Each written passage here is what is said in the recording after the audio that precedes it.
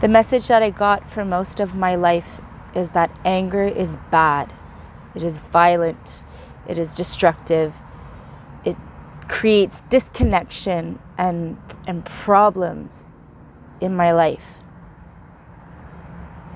And I believed this until I started having the experiences of conscious anger, and until I had the distinction of what conscious anger was and the practice of conscious anger.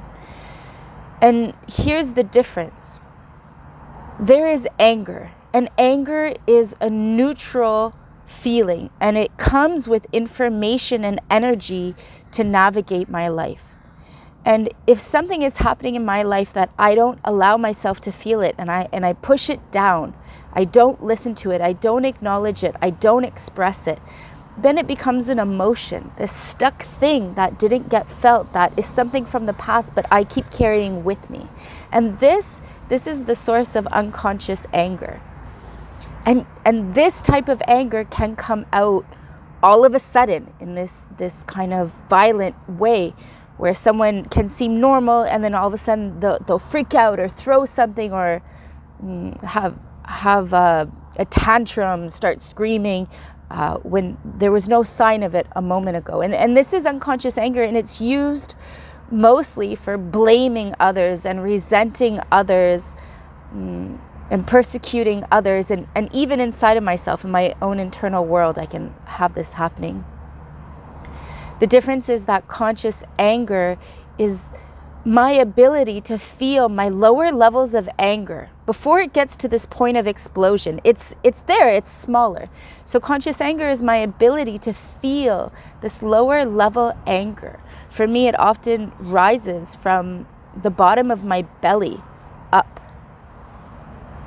And I use the information from this anger to say no, or to say stop, or to say not like that, do it a little bit more like this, or to say yes, to commit to something, to take a stand for something. This is what I use my conscious anger for.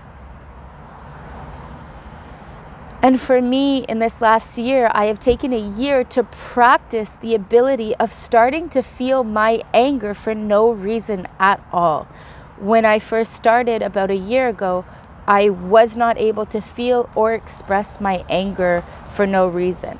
I had to be chopping wood, or I had to be in an argument with my partner, or I had to be with my children and somebody was throwing blocks around and making a mess. And it took me months to start developing my relationship to my anger. And now the way it is that, for example, when I'm connecting with my partner and I notice that he's inviting me to do something that I don't want to do, I'll notice this rise of anger from the bottom of my belly, and it's subtle. It's something that I can easily ignore and bypass. And when I pay attention to it and notice it's my anger, it comes with information. For example, no, what you're doing right now, I'm not available for this right now.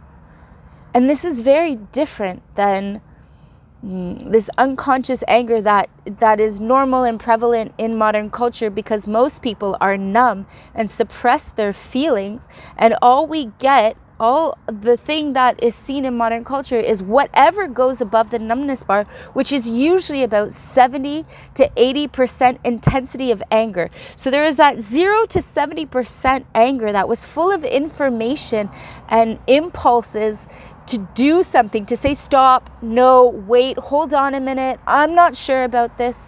And because that was ignored, all of a sudden there is this experience where somebody from nowhere is experiencing this high level intensity of anger. And this is what we get most in modern culture. This is what I have experienced with most in my life. And what is available is a shift towards feeling anger at its lower level intensity. That 5% when it says, oh, I don't want rice for dinner, I want pasta. Or that 17% that is like, no, I don't want to spend my money like this anymore. Or even that 40% that is like, I have had enough for the way things are in the world and I am ready to take a stand for something different. All the way up to 100% anger. And it's for no reason. It does not come with these backstories of things that happened in the past. It is a very present feeling.